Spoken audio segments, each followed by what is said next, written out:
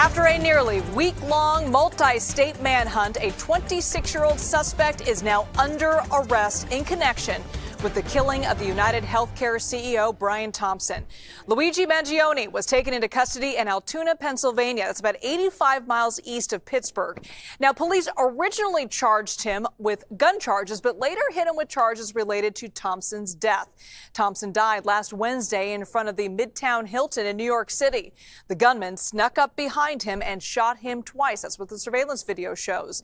Now, the NYPD then carried out a search through several states to find their suspect. We now bring in CBS News correspondent Lilia Luciano with more on this arrest. Lilia, you've been on top of this case from the very beginning. It's been a crazy last 5 days. Can you go over how police eventually arrested Mangione and what they found on him?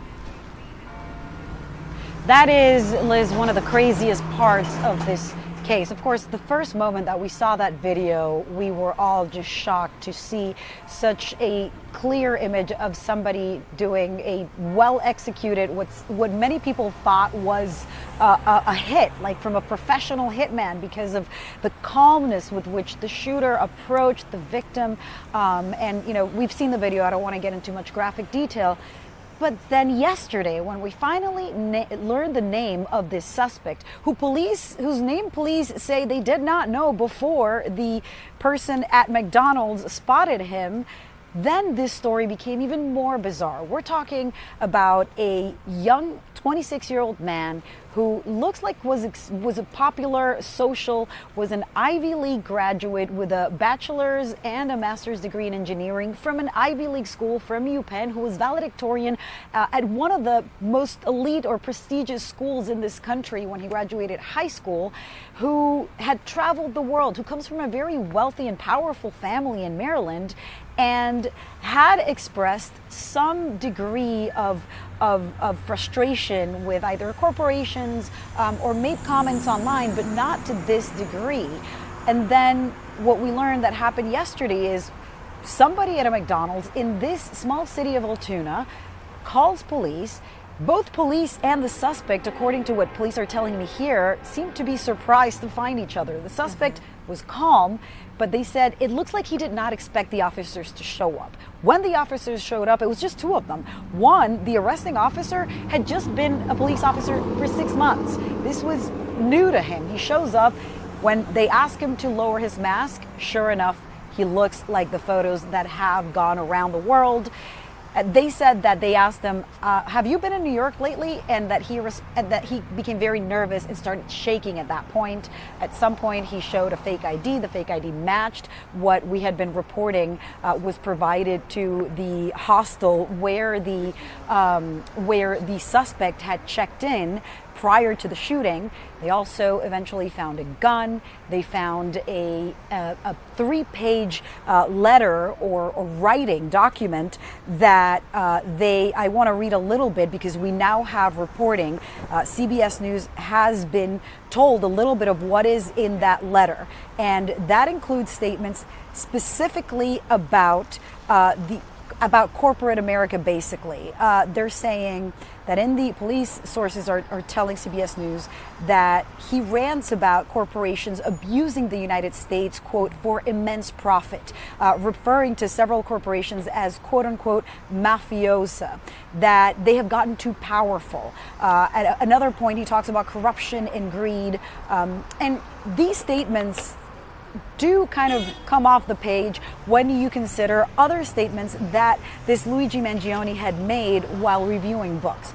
The main thing that I saw yesterday when we got the name and I found some of those book reviews was a book review on the Ted Kaczynski manifesto, and he kind of justifies the use of violence in the writing, or at least, you know, praises some of the philosophies and some of the writing of the Unabomber. So look, police are looking at motive. They're looking at this letter. They're looking at the ghost gun that was also found in his possession along with a silencer. Of course, they're looking at this suspect's face. and at the images and comparing the images, and also to DNA, which we know that NYPD had collected. He's still here in Pennsylvania. He's at a state prison here in Pennsylvania, but we have just learned that the extradition hearing that we have been expecting will happen today will in fact happen in an hour and a half here in Altoona, and that's when we'll figure out whether he will waive that extradition and be taken to New York possibly in the next hours, or contested, and that might take weeks for him to be taken to face his murder charges in New York. And Lilia, that McDonald's employee that initially called 911 is being called a hero today for their quick thinking. And we also understand Mangione's family released a statement. What did they have to say?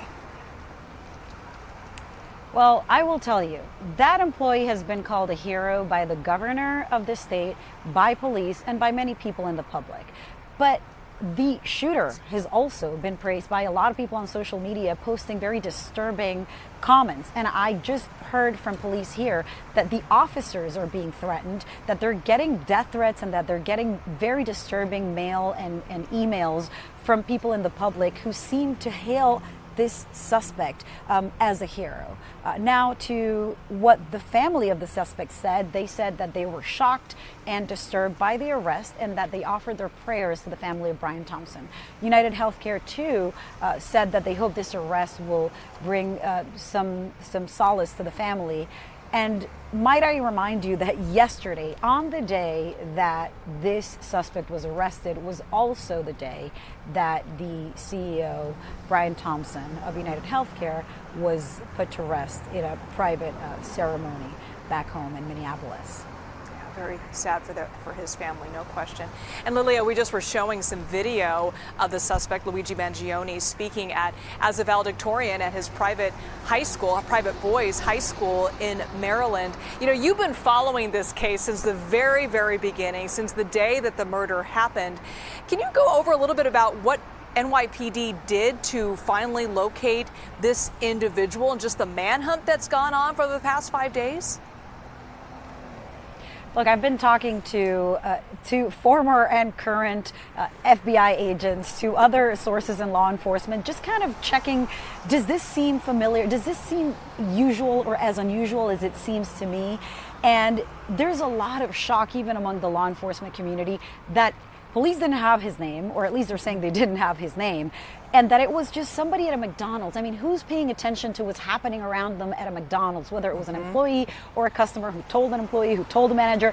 But it's very unusual that this happened. And why did this happen? And this is something that the leadership in law enforcement yesterday, that everyone from the mayor, from Mayor Eric Adams, to the chief of police in New York, to the governor of Pennsylvania, have all said this was because of the public. Even though there's all of that kind of disturbing reaction in the public, there's also, people have been flooded with images of this person. This is thanks to the surveillance from the many cameras, more than 200 images that law enforcement were surveilling, but definitely about 10 images or 12, I'm not sure the number at this point, but the ones that we saw where you could see at least part of a face or a feature, the eyebrows in that cab ride on the way out of the crime scene, according to police, the bottom of the face, at the smile, at the hostel, and putting all of those together, that somebody recognized this suspect. What is surprising is that, being that this was somebody who belonged to a fraternity, who had such a big social media presence, who seemed to have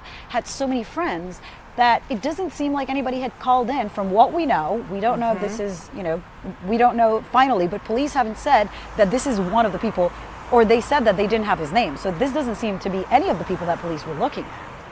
Yeah, and he had connections not only on the East Coast, Liliana, but also in Hawaii and across the country. It's surprising that it came from this random, very brave employee at a McDonald's in Altoona, Pennsylvania. All right, CBS News correspondent Lilia Luciano in Altoona. Thank you so much, Lilia.